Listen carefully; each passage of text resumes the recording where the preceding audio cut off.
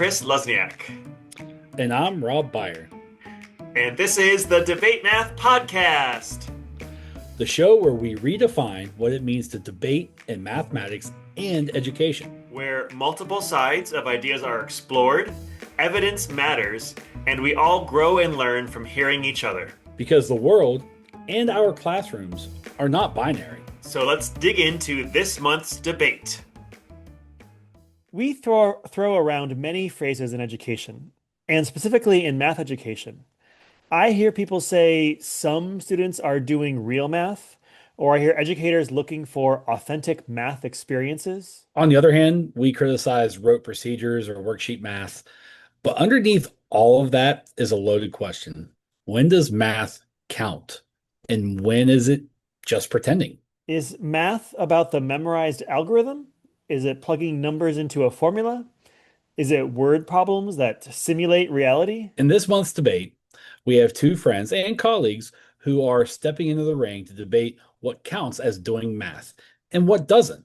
Listen in as we explore the resolution. Is there such thing as fake math? So here, arguing that there is a such thing as fake math, we have a returning guest, an educator who is shifting the way we view and teach mathematics. She's a mom, a former high school math teacher, university lecturer, and the founder of MathIsFigureOutAble. Math teachers around the world rave about her online building powerful mathematics workshops. And for over 20 years, she's been helping leaders and teachers reach more students in less time so that students math with confidence and success. This guest also believes fruit is fruit. Fruit does not belong with chocolate, nor dessert. Fruit is fruit. We'll debate that more another time, but it's Pam Harris. Hi, Pam. Hey, everybody. So glad to be on. Thanks for having me. Yeah, welcome back. Can you remind our listeners where you are and what your current role is? I am just south of Austin, Texas.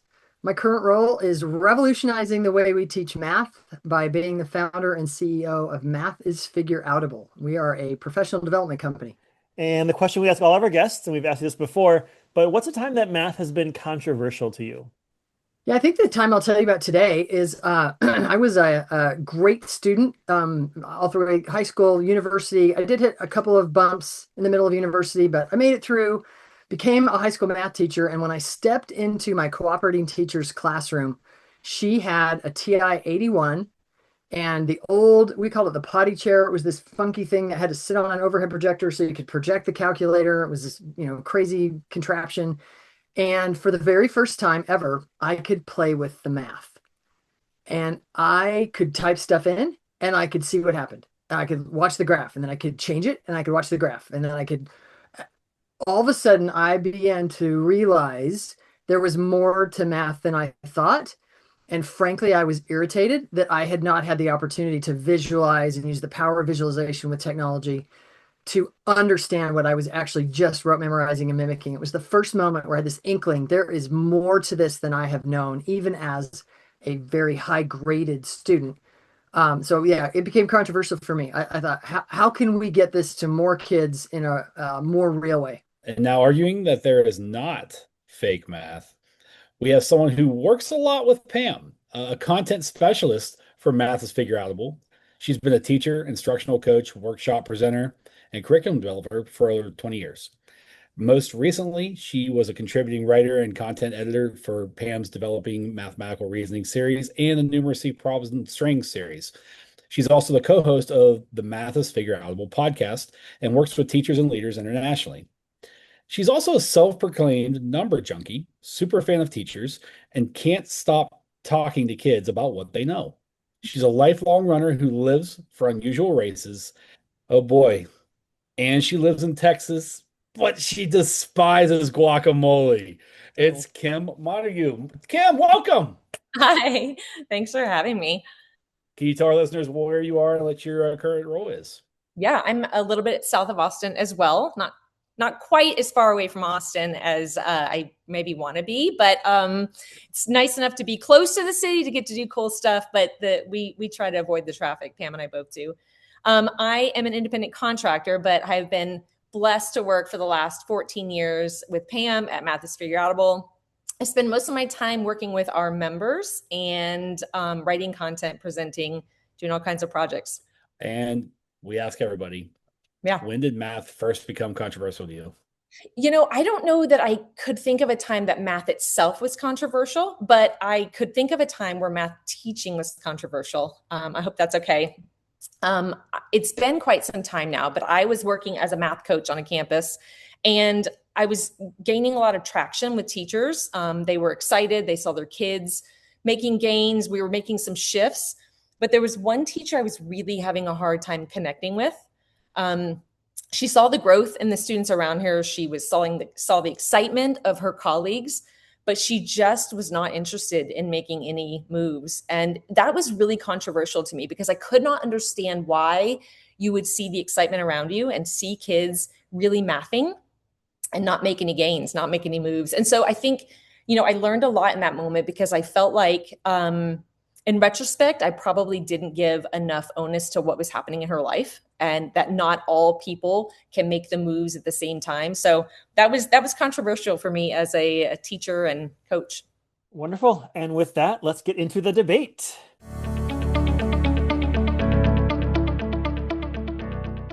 So we begin with opening statements from each of our speakers. You each have 2 minutes to present your first arguments. And we're going to start with Pam here, arguing that there is a such thing as fake math. Pam, you are up and your time begins now. So just last week, I did a workshop for secondary math teachers. We had everyone from a 6th grade math teacher to calculus teachers.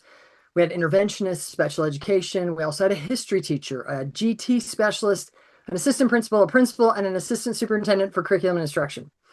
During the morning, as I circulated while participants were working and discussing together, one after another individual said something like, okay, so I'm not a math person, or I was never good at math. When I asked privately if they would share their thinking, many of them went white. Their breathing sped up. They looked anxiously around. I smiled kind of calmly and said, you know what? I bet you were bad at fake math, but I bet you're actually pretty good at real math. Instantly, they look up with hope. Sometimes they nod like, huh, really? You mean it wasn't me? I follow with, it's not you. It's probably the way you were taught. Think about how you were just doing the problems that we've been doing. Right, that's real math. And you were doing it just fine.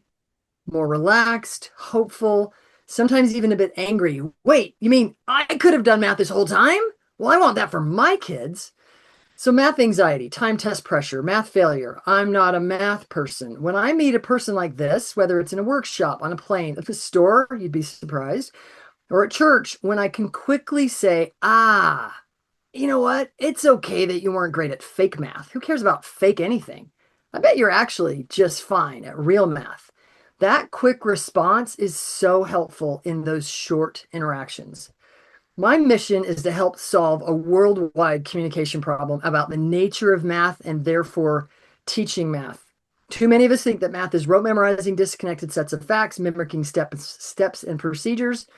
As a society, we've connected self-concept with being good at math, and that's fake math. Or we might do real math, the actions of mathing, the mental actions that people actually use, and we think we do that because our teacher showed us steps to memorize and mimic.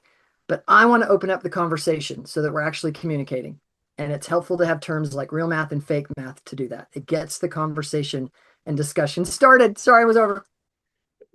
Thanks, Pam. And now arguing that there is not such a thing as fake math, we have Kim. Kim, you have 2 minutes and your time begins now. For a while now, the phrases real math and fake math have been part of the language used to communicate a message to teachers.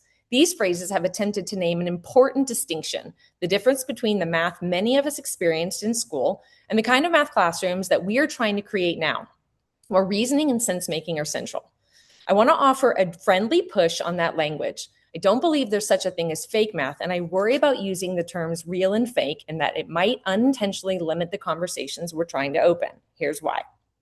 First, math simply is. We agree that memorizing procedures without understanding isn't the kind of experience that we want for students. We also agree that the algorithms we sometimes critique are still deeply mathematical. Calling algorithms fake math feels problematic, even as an opener to a larger conversation. I think our work is to more clearly name the distinction between the rote steps learned by mimicking and forced into memory versus the math experiences we long for students. Second, the words real and fake could be seen as promoting a binary way of thinking about mathematical content and pedagogy.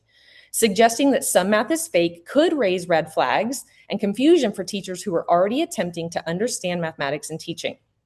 Instead of labeling types of math, we might describe the kinds of thinking we value: reasoning, modeling, and noticing patterns, which shifts the conversation away from labeling. Finally, while fake math may grab attention, my concern is that it might also spark defensiveness. A teacher who spent years working hard to reach students might hear that phrase and feel dismissed. I know that's not the intent. Our shared goal is to invite teachers and leaders into a richer, more vibrant, and more accessible experience of mathematics. If our language prevents teachers from hearing the greater message, it's worth reconsidering.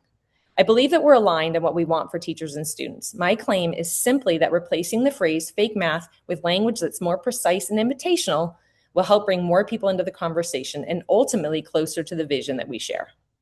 Right at the 2-minute mark. Perfect. Awesome. So I'm hearing great stuff from the two of you already, and both of you, like you said, like you said at the end, Kim, you both want what's good for students, and you want good teaching to happen. Like those, there's a lot of commonalities. So we're not at extreme odds here. But I want to start with just this word fake math. I want maybe Pam, can you dig in a little bit deeper? Well, what you mean by fake math? Is it like the task itself? Is it the way people are doing the math? Like the actions? Like what part of it or what thing specifically do you lump under that category? Yeah, and I appreciate the fact to get into a more nuanced conversation, because I think using fake math and real math is not very nuanced and could send potentially messages that aren't the ones that we mean. It is a quick way to start the conversation and get kind of some instant reactions. When I am talking to somebody in the moment and I have a very brief amount of time, I'm either way, or a longer, more nuanced conversation, I'm not talking about the mathematics itself. So I'm not saying that somebody created math that isn't consistent and it isn't interconnected and that it's off somewhere, that it won't work. That could be a definition of fake, that, it's like some trick that really isn't based in reality. I don't mean that. I really am much more referring to the mental actions that people are using when they are mathing. Kim used the term mathing a minute ago. We, as a group, we have gotten much more nuanced and began to use early on. We used the word mathematize. Kathy Fosno, an elementary researcher, would use the word mathematize to describe sort of the mental actions that you use. This is my definition for that. The mental actions that mathy people actually use when they math. I now use the words that I just used, what mathy people use when they math. And I'm careful because I'm not saying that there are mathy people and not mathy people. I think we're all mathy people when we math. But if we're mimicking, then we're sort of like parroting things. And then we're not math things. So we've definitely massaged the terms to talk.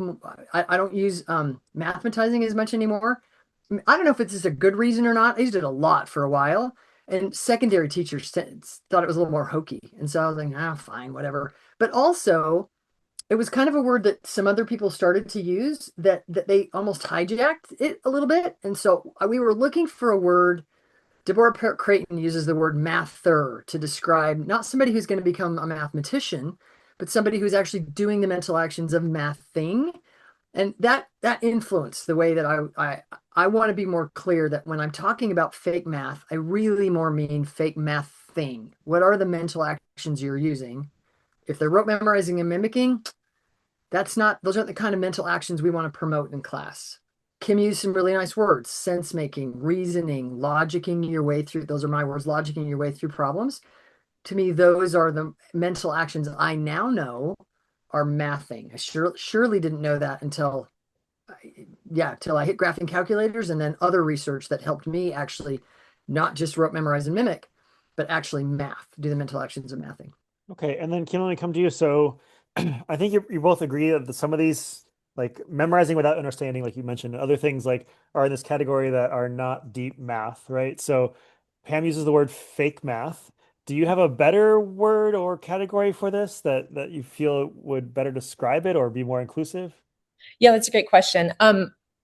what I love that Pam does is give these people she's talking to an experience that they can draw back on. She started in the beginning with talking about the experience that she was in a workshop, because I think it's really hard to understand what she means until you have something to put that up against. So no, I don't have the best right phrase yet, but I do think that we can help people understand that what we're talking about is not the experience that they had in their math class. So, I could see us saying the math, when somebody says, oh, math, I don't like math. And I think it would be appropriate for us to say the math that you did in school, that experience sounds like you didn't love that, where you're copying what the teacher said, where the goal was just about answer getting. But what if I told you that that wasn't really the goal of math class? Or what if I told you that that wasn't the math experience you could have had? So to invite them in, I wonder if it's not about a perfect phrase, but an invitation into the conversation. And maybe not one that everyone will take, but we hope. No, that makes sense. And Kim, I'm actually going to come back to you. So I'm curious because I see the terminology like real world math problems or real world word problems at the end of many textbooks, right? Are those quote unquote real world math problems actually less authentic and could be considered fake? So I think I think sometimes what happens in these texts is they put a scenario that they think kids could identify with and call it real math. Whether that's helpful or not is, maybe not the conversation here. But I do think we want kids to experience math in their life. We want kids to have experiences where they're mathing, where we call out the math that they're doing. That's more helpful to me than putting a story to it and calling it real math. Pam actually talks about this a lot. She heard Dan Meyer talk about real math, schmeal math. I believe it was Dan. And it doesn't have to be a math experience that has happened to them. It just has to be one that they could imagine. I think what he said was real world, schmeal world. Okay. So same idea, where he was sort of poking on the idea that everything has to be real world in order for us to get something out of math, that there is times where the mathematics itself can be actually pretty abstract, and we can still get joy out of mathing with that abstract contextless stuff. And we would agree with him. But Kim, I think you would also agree that we believe that there are really good uses of good contexts. Yeah. But those contexts don't necessarily have to be the one that a kid sees out their window. We do want it to be something that kids can relate to enough. Yeah. So, for example, we have a really nice task with a frozen yogurt shop, because we want to talk about a constant rate of change. That no matter how much frozen yogurt I put in that cup or cone or whatever, that per ounce I'm going to pay.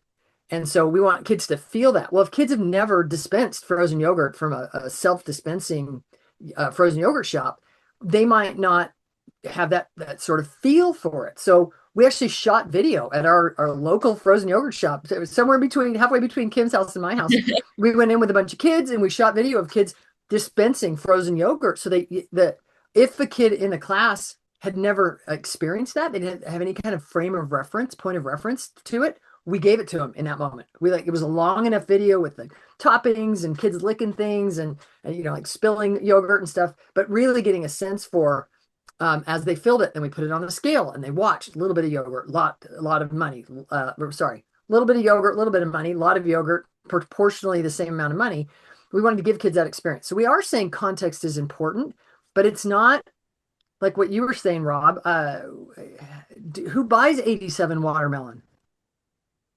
Just because a kid's seen a watermelon, that doesn't necessarily make it. That's not going to make the math instantly better. Funny that we were just talking about context today when Pam and I were having some conversations.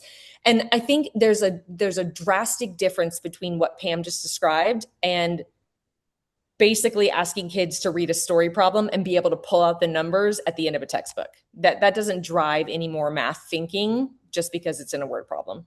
Pam, coming back to you. So, as students are conceptually understanding math concepts and we're building them towards that procedural fluency, when they start to do like the practice of procedural fluency, and I think about like your math strat chats, like, would that be considered like fake math because we're not applying it? There's no context?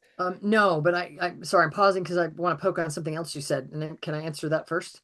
Yeah, go A ahead. couple of times somebody has said something about algorithms with understanding, or if we understand it and then we get procedural fluency. My goal is not for kids to ever repeat steps of an algorithm, even if they understand it.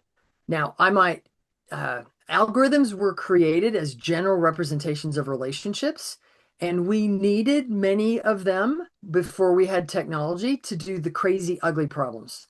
To be the shopkeeper that was able to keep track of the numbers, I had long columns and sorry, stacks and stacks of many columns of numbers, and we needed somebody to be able to sum those numbers without really knowing a whole lot of math at all. So in a huge way, they were kind of computers. Like, we used algorithms to be able to do that kind of work. We don't need that anymore. We need people that can create algorithms. So I'm just sorry, before I get into what you said, I just want to push a little bit against the idea that it's okay to ever get to where procedural fluency means I can now do steps of an algorithm with fluently, even if I understand them. I understood the subtraction algorithm enough that when I had forgotten it, second semester calculus at BYU, setting the curve, which I was pretty proud of at that point. Should I still be? Because it was kind of fake math. I hadn't subtracted for a very long time, and all of a sudden I had to figure out somebody's age. And I remember where I was to this day. I was on the quad, and somebody had been born in 1959, and it was 1990, and I had to figure out how old they were. And this is how bad I was at real math. I literally said, this is a problem. This is a context. There's your word problem at the end of the chapter. I said to myself, okay, I got to figure out this guy's age. I know how to do that. That's subtraction. Oh man, 1990, 1959, drew the line. And I said to myself, I can picture in my mind little crossy outies and ones. And I retaught myself the subtraction algorithm so that I could solve that problem. Now, many of you are like looking down on me right now. You're like, really? We're listening to this person who, when they were in college, they thought that that's what they had to do. You didn't just count up from 59 to 90? No, because I literally bought into the myth that math was rote memorizing disconnected facts and mimicking procedures, and I did it the right way. So I pushed back on that whole. I wish we didn't have procedural in the fluency at all. Do I want fluent problem solvers? Absolutely. I don't want them fluent with procedures. I want them fluent with mathing. Okay, so I'm going to admit I forgot your question.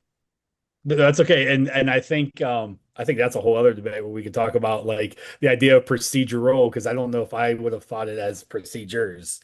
But I would have thought it like when I think about your math strat chats and how would I solve those problems in like a different variety of ways. Like Nice. it's a procedure of how I would do it, but not like a step-by-step type deal is how I was thinking of it. But either way, that's a great conversation to have for a different episode. Chris, go ahead. Yeah, I hear what you're saying, Pam, and I just I think about like students who, in quotes, are successful at math, traditional like math classes, right? Who do things maybe quickly and it comes maybe easily to them. Students even in college classes that are more procedural focused and they're pretty quick and good at that stuff. Maybe some college professors or math teachers might feel like they're good at math, doing something that is kind of like rote and procedural. So are you telling these people that they've been doing fake math their whole life? Like, is that doing harm to the math community by just telling everyone they're doing fake math? I mean, it's almost like asking, crud, what is that show called when he wakes up and realizes he's been behind the TV show the whole time? Truman Show. Yeah. Do we leave him? No, I didn't actually see the show, so I only know the premise. So you might say it didn't end that way. All I know is that like, do you tell the Stepford Wives person that they're all mechanical, or you just let them go crazy that they're in the Spoilers. spoilers? I'm trying to tell the world that if you were fed that math is about rote memorizing and mimicking disconnected sets of facts and mimicking procedures, those are not the real mental actions of mathing. And so yes, I want the world to realize that we are not having a good conversation about how to teach math better because we have different perceptions of what it means to math. And until we can get at what it actually means to math, what the mental actions that mathy people use, then we're going to continue to have conversations about whether it's better to direct teach or inquiry and all of those, the people who call themselves the science of math. I will politely suggest, have been doing fake math. And what they are recommending that we teach, that if you teach the way they are suggesting, that kids will magically be doing, I shouldn't say magically, that's not giving them their due. They are recommending ways of teaching that will help kids do fake math better. And I don't disagree with that. I think they have good hearts. They want to help kids do it better. And their goal is to get kids mimicking procedures better. And if we can get them to rote memorize disconnected facts and mimic those procedures, here are ways to do that better. That is what they are advocating. I don't think we can have a conversation until we can actually agree what it means to math. So I think we agree that we want to open up mathematics in a way that gives people an experience of more than what they did in school. I agree that we want to help people understand what it means to use relationships and patterns and connections, and we want to give them those opportunities. My concern is that calling what they're doing with algorithms fake math is that it tunes them out to the conversation and the experience that they might not realize is a thing. So that's kind of my claim, is that we do want people to have that opportunity, and we do want to take them out of the Truman Show, to use your analogy, so they can see what you're suggesting. But if we are calling what they're doing fake, then would they be willing? I don't know. I'm suggesting no. So I'm getting the idea both of you want to shake things up a little bit and have people kind of rethink what they consider as good math skills or good math, learning for students. But I was going to ask, so like you didn't have a word for it to replace fake math. And Pam brought up, like, it's just an easy communication to be like fake math, and like you kind of have one big brand that we know what that means now, or at least Pam was communicating that in PD stuff. And so do we just need a quick word for it so we can communicate and move through the process? Like, is that what we're lacking on your side of the argument, is to have a word for it? Well, and hold on, Kim, just to follow up with Chris also, like, is by saying the word fake math, is it a door opener for a conversation needs to go deeper? I mean, I think Kim's suggesting it's a door closer. It can be a door closer. I could agree with that. I think I could agree with that. Keep going. Sorry. Yeah. I mean, I think when you say it, in one of the stories that you told, people were already engaging with you in mathematics. And then when you asked them to share, you said at that point, you described real math and fake math. They had already had that experience. So I think they can look back and go, I see what you mean. My concern is that, I love the fact that we want to engage people in some way. And sometimes, you don't have a lot of time. You need something pithy. I think we could work on it, what the replicated, what the phrase is. But I do think that when people hear fake math, it can send something through them if they haven't had an experience of what you mean, or they hear you, but they don't get the longer description, that they think that you are calling them fake, that they think that, you're talking about algorithms. You've described that you don't actually think it's the algorithms that are fake. But if they hear that and they don't know what you mean, that could be troublesome. Yeah, I've been pushed and partly by Kim to consider the fact that algorithms aren't fake. And I've cleaned up my language a lot to talk about how algorithms are amazing achievements, historic human achievements. They're just terrible teaching tools.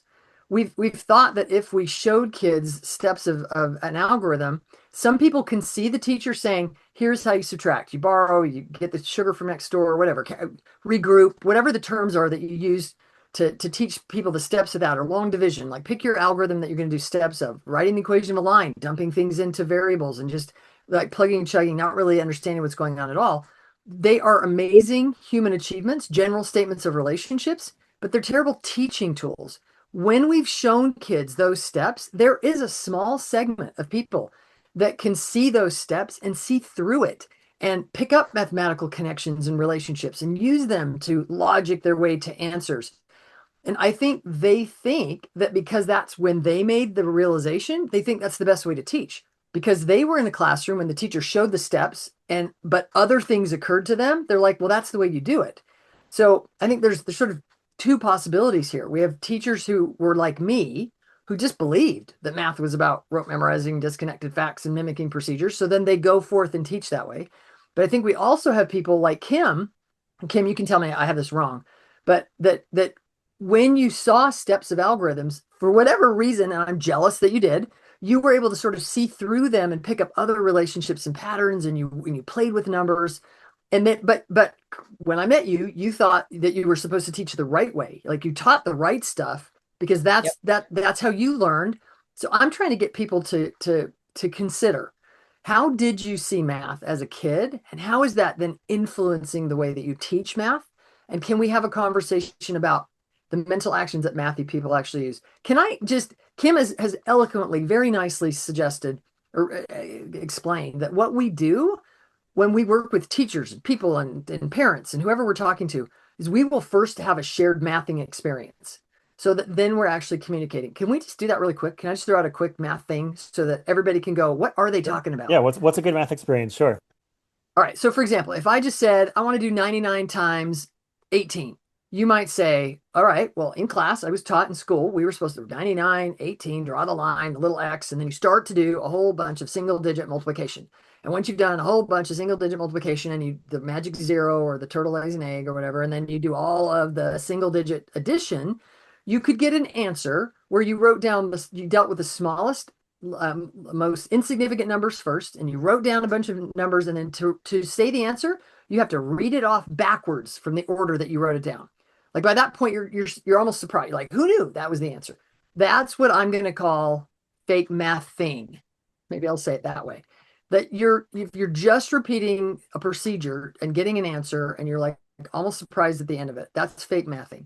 What if I were to say 99 times 18, but then also go 99? You almost can't stop yourself when I go 99 from like 100. You like to say 99, 100. Well, could we think about 100 18s, but then realize we only want 99 of them? So 100 18s, well, that's just 1800.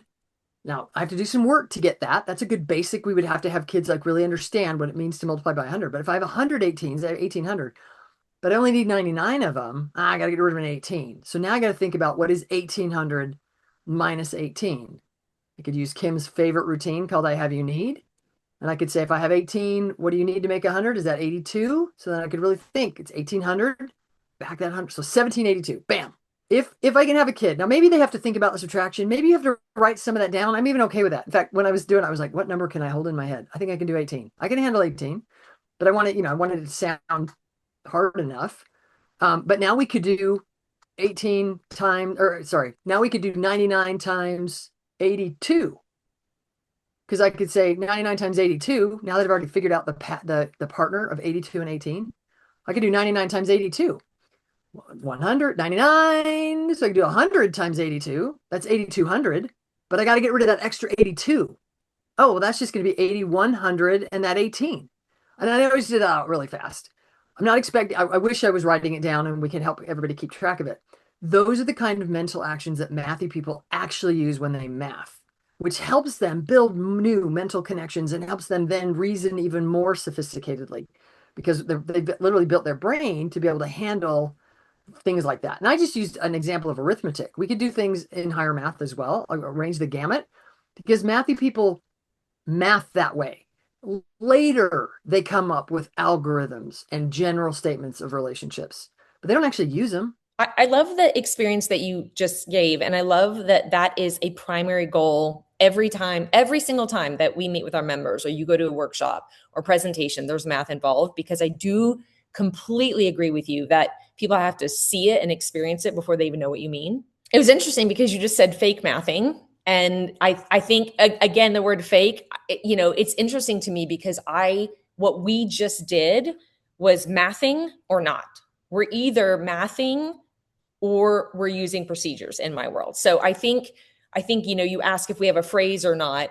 I think we're either mathing because we're cognitively involved and we are wrestling with numbers and relationships, or we're mimicking procedures. And that's the either or to me.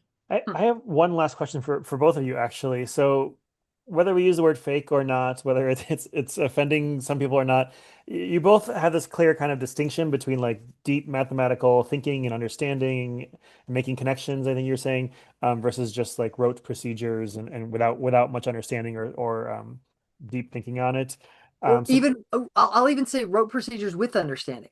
There's like more rote stuff versus like the deeper thinking, good, rich questions and the strategizing and things like that. I just wonder, as a final question here, what thoughts or advice do you have for teachers who are in this system and have state standards and state exams that are multiple choice, maybe, right? And it's like get the answer, use the algorithm, and they have so much content to teach, and they only have 100, maybe 180, 150, 120 days of actual instruction, right? How do they balance what you were both saying with the reality of their day to day? The advice that I would give teachers is to build their content knowledge really deeply. The more deeply that you own content, the more that you can see ways that you do not have to use algorithms. And I think that's the kind of thing is we see in our coaching program that teachers will come in and say, well, I can see how you'd use it there, but not there, but not there. And as we see them time and time, grow, then they're able to say, oh, I see how I can weave this in. Here's how I could see, weaving this in. And so as they get stronger with relationships and strategies, they're able to see more and they're able to connect more things. And it doesn't feel like these series of skills that they have to teach their kids. We really love rich experiences that draw in a whole bunch of stuff at the same time. And then it doesn't feel so disconnected and a new skill every single day. So I'll quote Kim because she said, so we have a limited amount of time. I'm going to try, I'll quote part of it. I'll put some things around it. We have a limited amount of time as teachers, and we do have to teach our standards. And we're not suggesting that you don't teach your standards. We actually suggest that we are teaching your standards as they were actually meant to be taught. And kids will be getting better scores on tests, not worse. That if you were to think of all the time that it takes, and we could pick a grade in an algorithm, but I'll just take fourth grade in the long division algorithm or fifth grade, depending on what state you're in. All the time that it takes to get kids good at rote memorizing and mimicking the steps of that algorithm, and this is the quote on Kim, take all that time and let me wrap it up like a present and hand it to you to use to teach mathematical reasoning. Because every teacher knows that it takes a while and a very long time for most kids to get good at many of the algorithms. And we have to do it over and over, and we have to give them like interleaved practice, and it has to come back, and or they're going to forget it because they've got it like that. That should be a moment where you're like, if they're going to forget it, do they own it? And what are they owning? Like just a procedure they don't understand. If you are in a state where, and in a grade or a content level where you have as a standard that says your students will use strategies and algorithms to solve, and I'll just use division problems. And that's your grade level standard. Well, first of all, if it's not your grade level standard, don't teach it. I'll just say that flat out. Don't teach it. Get your kids reasoning using relationships and connections to solve those kinds of problems, build their reasoning. We have a free ebook we'd be happy to give out that lays out what we think the major numeracy strategies are, and the models to use to have kids really build those. And if kids are doing those, give me any problem that's reasonable to solve without a calculator, and kids will be able to solve them as efficiently, but most of the time more efficiently than an algorithm. Which means if they're on a state test and they hit one of those questions, you just sort of intimated that, oh, they might be on a test, they only have so much time, they got to answer all these questions. If you think about the distractors on a high stakes test, it is where the test writers go, what will kids do to solve this problem? And what are the top 3 ways they're going to screw it up? Those are the 3 distractors, right? And now they put in the correct answer. Well, what if your kids aren't doing the thing that all the other kids are being taught? And so they don't mess it up that way. Well, bam, this one's going to look pretty good. And chances are they're going to be more efficient. They can be as efficient as the algorithm, but most of the time, give me any problem, reasonable solve that calculator, and I can be more efficient than any of the traditional algorithms. I know it's a little bit of a bold statement. I got one more quick thing to say. Can I? One more? So if it is your grade level standard, all year long, you build as much reasoning power as you can around that thing, long division. You get kids reasoning about division with open arrays and with ratio tables, using the top 5 multiplicative strategies, top 4 division strategies. They're really reasoning. Last day that you can possibly put it off, you got to meet it because it's your standard. You say to kids, hey, all year long, we've been explaining each other's thinking to each other. We've been understanding how each other are thinking. Today, I'm going to show you how some of your parents learn to do this. How does this work? and you literally walk through the steps. And because your kids are going to be, they're going to understand division so well and place value so well, they're going to actually be able to explain the long division algorithm better than you have as a teacher, because they're going to really understand. Maybe I shouldn't have said better than you have, better than you did as a first year teacher. How's that? They're going to understand it so well. They're going to explain to you how it works and why it works. And then they're going to have this outcome. They will say, huh, that is really cool. Man, that algorithm, who came up with that? Wow. It's like, so all the meaning is like shoved behind the scenes. You can't really tell what's going on. It's just all this digit stuff. Wow, whoever came up with it is brilliant. But why would you ever do that? Have to memorize all those steps. If you can just think about the numbers, that's my goal. My goal is for a kid to go, that is amazing that somebody came up with that algorithm, but why would you ever go to all that trouble if you can just think through the numbers? And that is what my kids literally said. My personal kids would see an algorithm and they would have that response, and we can have that response with all of our kids because they're mathing. They don't want to just repeat a bunch of memorized stuff. Okay, and on that lovely note, I think that concludes our questioning round. Hi, listeners. Before we get into final arguments, we want to pause and have you ponder for a moment.